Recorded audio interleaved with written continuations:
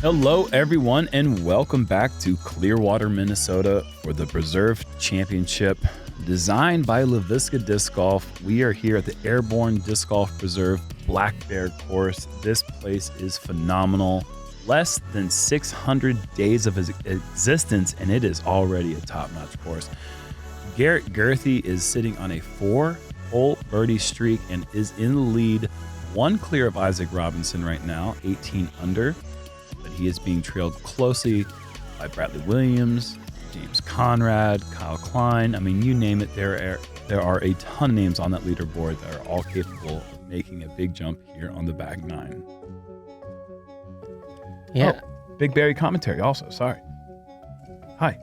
Hello, BigBarri commentary. Wait, that's us. That's us. That's you. Hole 10, par 3, 375.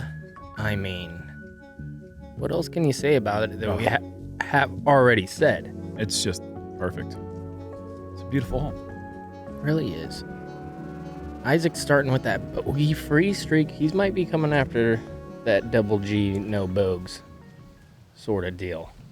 He's been playing, I mean, a lot of players have been playing terrific lately, but Isaac and Garrett are two at the top.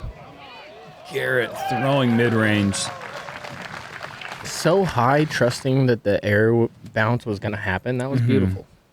Great wind read. Very common result to land safe and being long, and Isaac hates this one out of his hand, and it is trailing left, never having a chance, and you spoke too soon, Paul. Commentary jinx. Commentator? Yeah, whatever. Yeah. I don't think you're that common of a tater, and that's dumb, but whatever. That's a great shot right there. Perfect weight, comes right down in the circle. He's going to like that distance. For birdie, Bradley Williams. Oh, man. This Anheuser. is drifting right, Yeah. but should be fine, yeah. Nice shot, just outside the circle, I believe.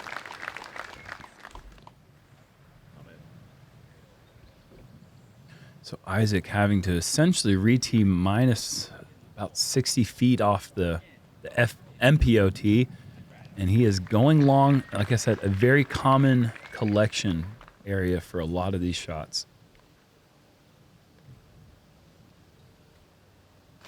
And just like that, Isaac's bogey free is over, and he is going to have a double boger to start the back nine. That's a double, not a single, so it wasn't my fault. That Solid. is a nice putt. Very solid delivery.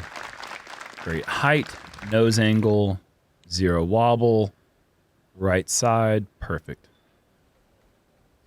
Watch that replay again. Notice how his hand just stops. Just stops So right where he releases it. Bang. Look at the movement there on Garrett's wrist flip after the disc comes out of his hand. It's completely different. Obviously, Garrett's putt is not built the same as Brad's, or completely different mechanics, but one of the things you're looking for as Kyle has just thrown this to the right, he's gone over the hill, but there's actually a little landing zone that's safe, but Kyle goes from parked to bogey. Didn't see that coming. Oh, not characteristic of Kyle's putting style at all. And we are going to have birdie from Brad, par from Garrett, bogey from Kyle, and double. We have the small straight in the bad way. The card ultimately scoring 2 over on hole 10, the second most difficult hole on the course in the second round, for all the reasons that you saw. Right. Missing the island.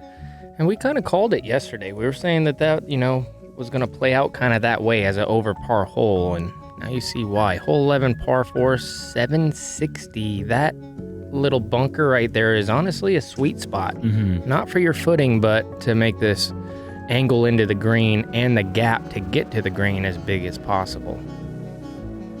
Fantastic new change from LeVisca. That's just, you couldn't walk it down the fairway more center. Well, like we said, that bunker's kind of the perfect spot. It really is. But he's on the left side of the bunker, which is the closest side to the basket. Really good shot from Brad. I think ideally you'd like to get past the bunker. Oh, that's the worst place because Garrett's going to be just over the edge. No run up.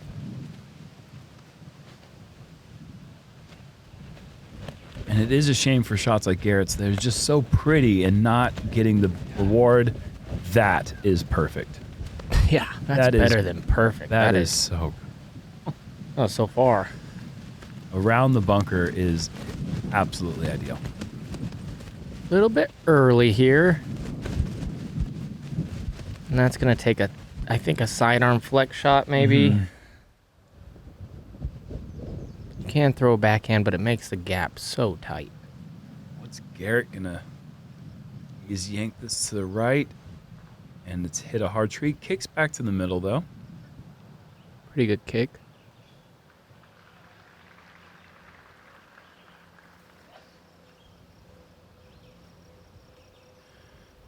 Does he get over the hill? There it is. Does. That's fantastic. And he's going to be right at the same range he was on hole 10, I believe, right outside the circle. Isaac, yeah, he is not big on the forehands. And that right there is a big reason why, even if your backhand is as phenomenal as Isaac is, you just need to have the lean out forehand for situations where the angle is completely cut off for the backhand. Good little roll at the end. Gets it a little bit closer. Kyle will have a chance to bounce back from the 3-putt from the prior hole. Look at the touch. Oh my gosh. Great shot. Just nestled. Fantastic recovery.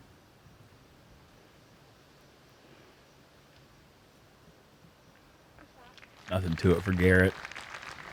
Easy par coming up. But his lead is in jeopardy if Brad can make this. Oh, goodness. Everything he's doing is so controlled and smooth.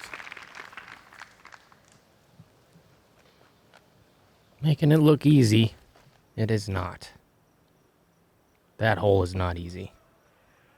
He just has, at no point, and Kyle, nice recovery. Sometimes those birdie putts that just go airball can really get in your head and affect upcoming putts, but fantastic recovery there for Kyle. But yeah, everything Brad's been doing this round has just felt so simple, slow, controlled, but yet not slow at all. It just feels that way. The way that he moves, the way that he conducts himself, and the delivery on his putts and his release is just all very melodic. Yeah. Casually eating lunch while he's just snacking on birdies. Hole 12, par 3, 348 feet. Pretty straight with some early trees left and some late trees right. Sets up well for a flex forehand or a flip up flat backhand.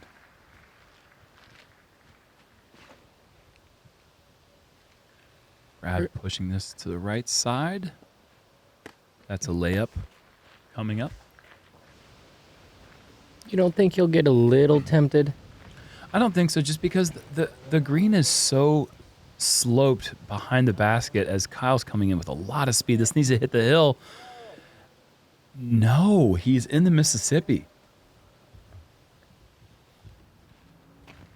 And that's why I think Brad will lay up. That slope is so close to the basket, and it's very steep, straight out of bounds. This does have hyzer. Does it have enough hyzer to get past that? It does not.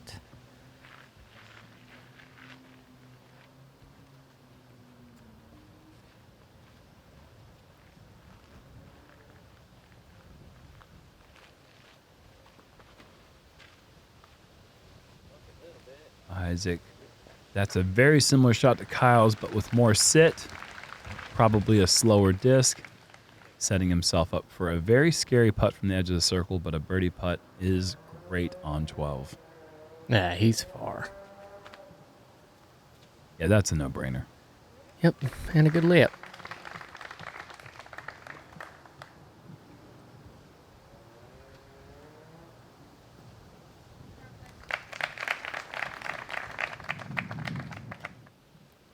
Kyle from down in the water. Huge putt up the. Oh, wow. Okay. Kyle, what a par save. He's honestly putting on a display from deep with the putter today. Look at that. That's hitting that heat map, the low left with Heiser. Talked about that in the front nine. If you missed that, it's where these go. Oh, gosh. Yeah. Dead center is in the heat map for every style of putt. That's as red as it gets. Beautiful putts, both from Kyle and Isaac. Isaac's was for the birdie. That's going to bring him back to 16 under. Just too shy of our lead that is shared now by Bradley and Garrett at 18.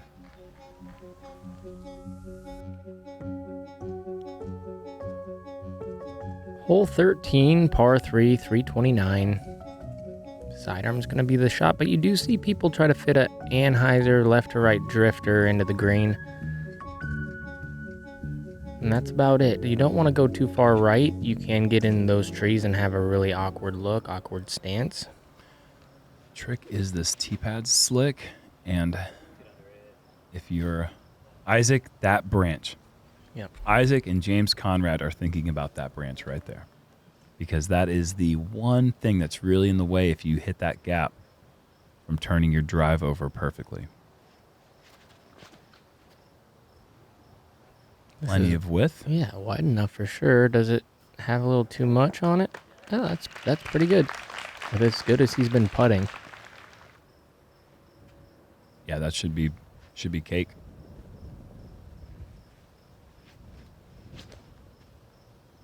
Kyle flexing that right to left and back right. Beautiful touch. Very good. Got a little late little lift there. I was wondering if that was going to carry it into the wood line, but didn't affect it much at all. Here's Garrett with a nice little... This does need to sit because it is very stable. Very overstable. Going with that Halo Destroyer, I believe. Yeah, and if you're going to throw that stable of a disc, you got to put a little Anheuser on it. And when Garrett throws sidearms, he doesn't just put Anheuser on it. He puts Yamheiser. Like, he really horks over.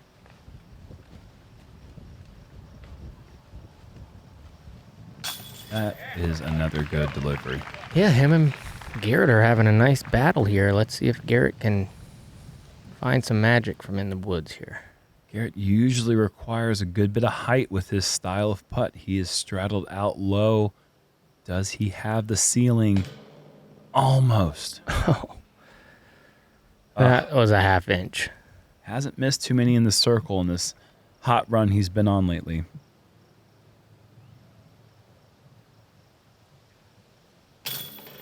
Kyle squeaking that over the rim.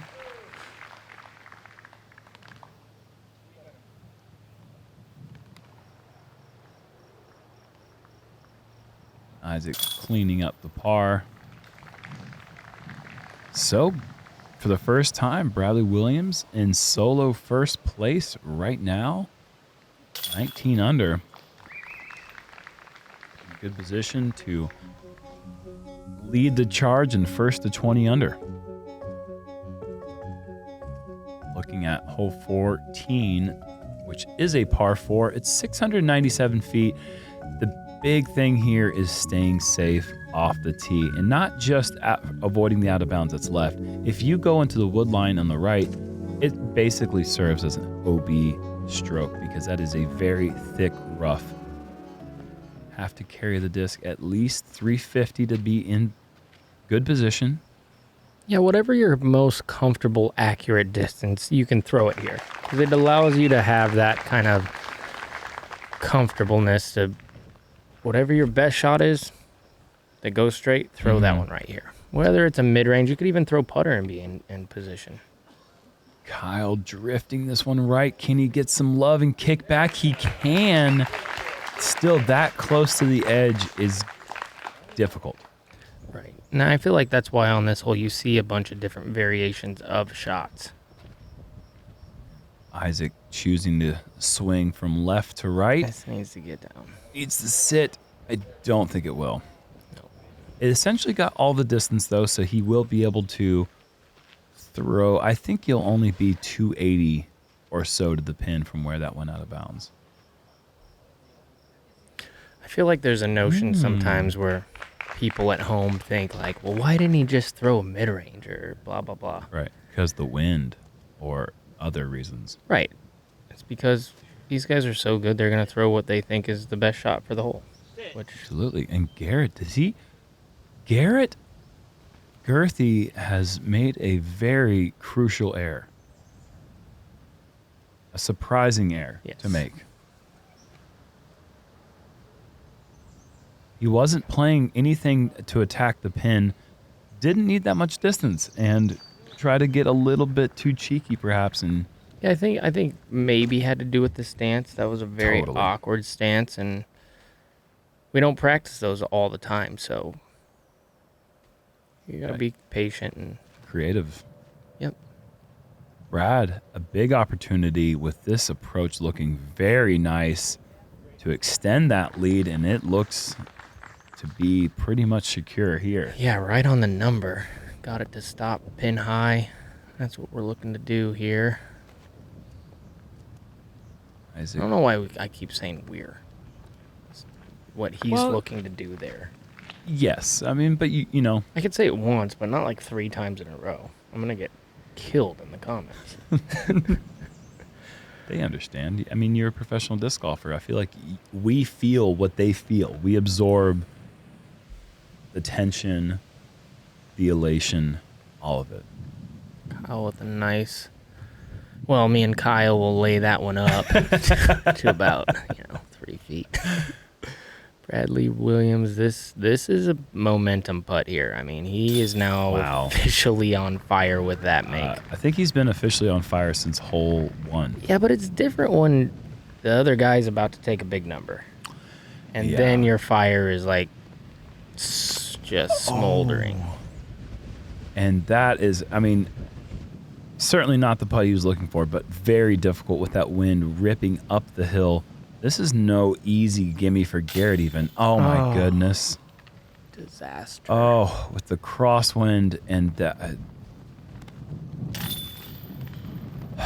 Boy. Garrett. All of a sudden, out of nowhere, it just got crazy windy on that green, and that happens sometimes on this course. Wow. I would not have seen that. I mean, when Garrett got to 18 under on hole 9, I was thinking, goodbye, Garrett. I mean, this guy has been on such a hot streak. Now 4 pars, followed up with a double bogey on the back 9, and it is catch-up time for Garrett as Bradley has just emerged as our outright leader by several strokes, now going into the must-get par 4, hole 15. Love describing this hole as hit the gap, get the birdie. It really is. That's how you play the hole. You hit the gap, and then you just get a birdie. That's you don't really have to throw a second shot, but they require you to do it.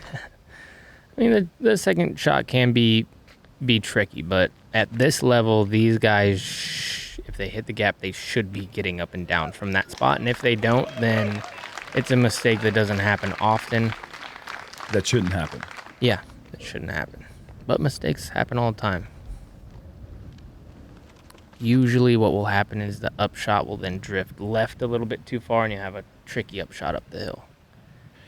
This is that's not maybe that. No, that's still a variation of hit the gap, get the birdie, because that grass isn't slow enough. It's not high enough to really affect Isaac too much in his throw, I don't think.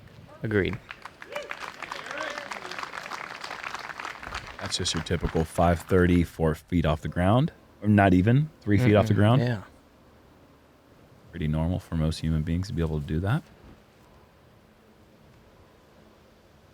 And these are going to be some different variations of lawn darts. Brad's variation is just a little bit right.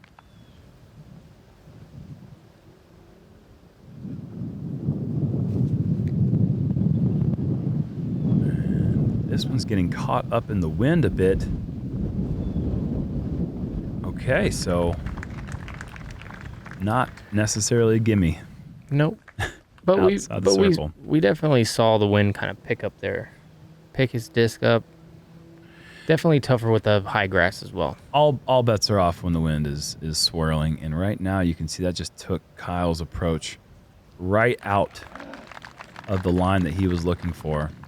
And even though he's 20 feet, he's a little bit angry there. Just a simple dump hyzer for Garrett. Get this to stick. Very good. Give him a confidence booster before he heads into the final 3 holes.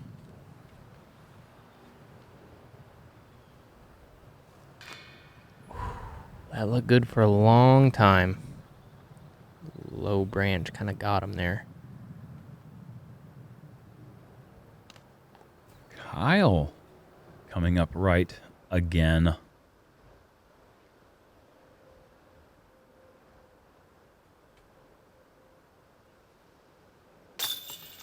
Sixth easiest hole in the course. There are several others that are easier, but that wind had a huge part in that headwind coming up, making both the tee shot and the approach more difficult than normal. Looks like it's kind of calmed down a little bit on the green.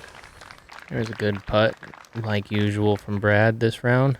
He's just in a groove. Yeah, he's only got 1 par in the back 9 and has strung 6 out of the last 7. Very comfortable right now, and Garrett, a nice birdie to get. He's going to need a birdie essentially the rest of the holes, in my opinion, to maybe even stay on the lead card. Yeah. And there are a lot of players out there doing some fantastic things, including one Simon Lizotte, who threw in from eagle from 310 feet on that very hole.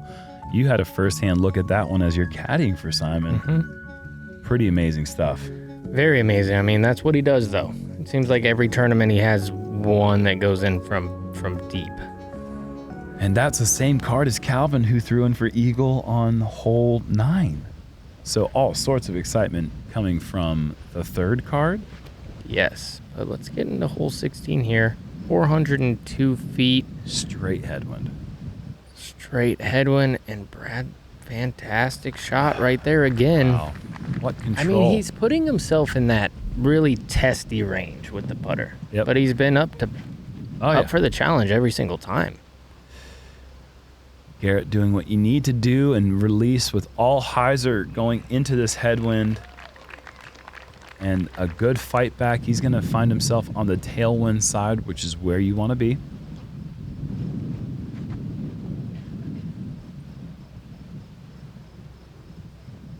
Kyle, I don't believe... Yeah, he did not give that enough height or hyzer.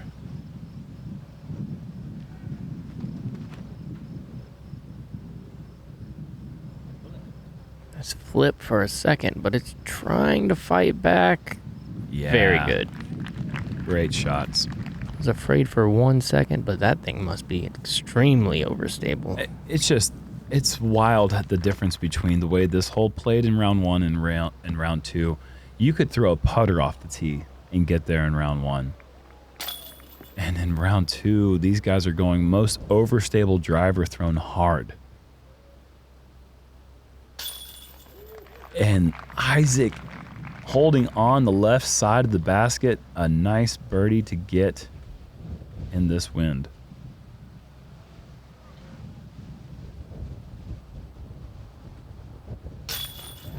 Wow. Automatic. He's in one of those sunshine run states right now. You wouldn't see with the scores that the wind is as swirly as it is. It's impressive.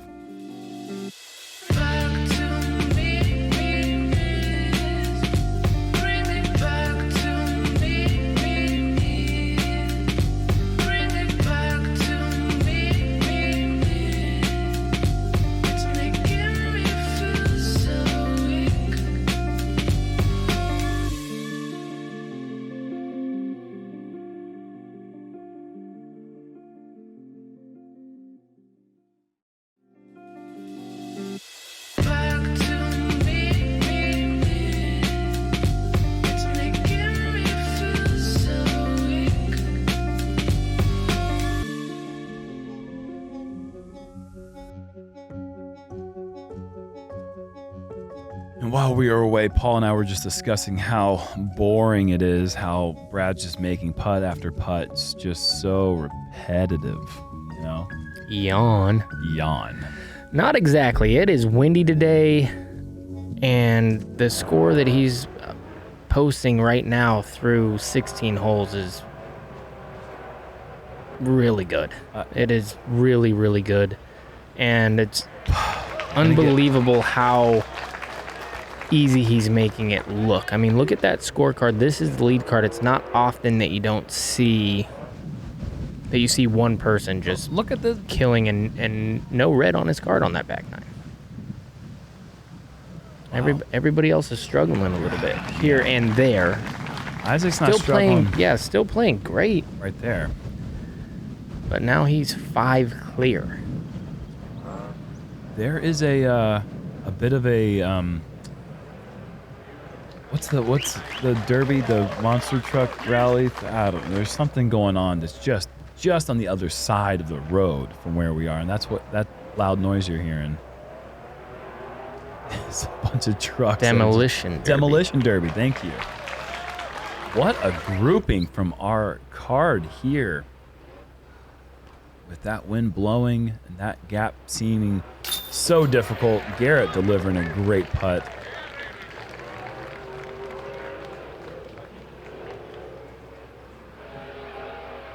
We've seen almost nothing but great shots on hole 17. We did see one errant throw from our feature group round 1, but aside from that, I mean, this hole is one that you see 2, if not 3 of the players on your card totally miss the shot.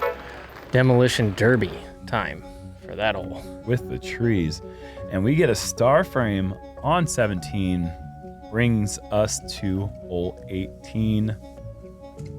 This is another signature hole of sorts, but it is one that is begging to be eagled. Par 5, 942 feet. The tee shot is very scary because not only do you have the wind and a very specific landing zone that you want to land in if you want to shoot for the eagle, all OB shots go to a drop zone that essentially brings par into best case scenario.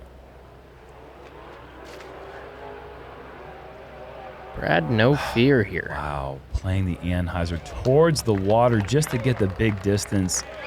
He is on another level right now. I would think that he would just be pitching hyzer short, throwing up to the green, doing that, and then all of a sudden he just rips one out there. He's going to be in position for that. He's going to be in great position for it, and that would put him to 13 under if he picks the eagle up with a bogey. Think about that. That is just remarkable disc golf. I agree. And Isaac clearing the water, but not in a good position. He's going to be in the high grass, which probably means a layup coming up. This is not laid up. No.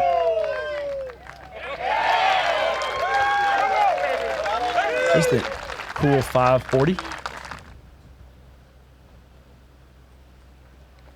You want to see good form? Look at this. Man. Full trust to play the Anheuser. Just he weighs 145 pounds probably. Yeah. And that is 550. He weighs like 7 bags of Garrett Gurthie's jerky. Right. Here's a layup. Not the best spot to lay up, I don't think. But he's going to have a shot into the green. Very manageable from there. Here is the important shot right here.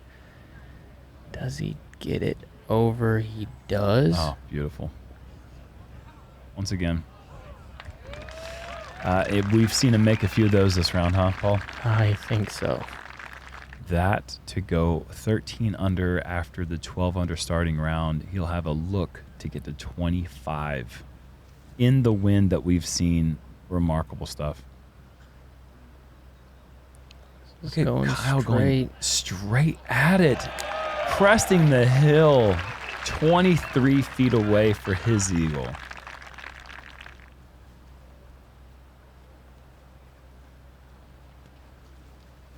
And I believe Ricky Wysocki is in the clubhouse at 19. So if either Garrett or Kyle want to get onto the lead card, they got to make the eagle. They have to get the eagle. Garrett coming up really short. He is not in a good position, but he would get the nod if both Garrett and Kyle were to get the eagle. Yeah.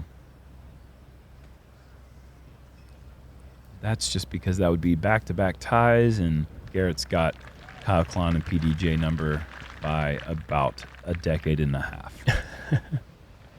He's got one of the lowest ones in the field. Yeah. And a little low there for Isaac. That was for the birdie. He'll finish with a slightly disappointing par.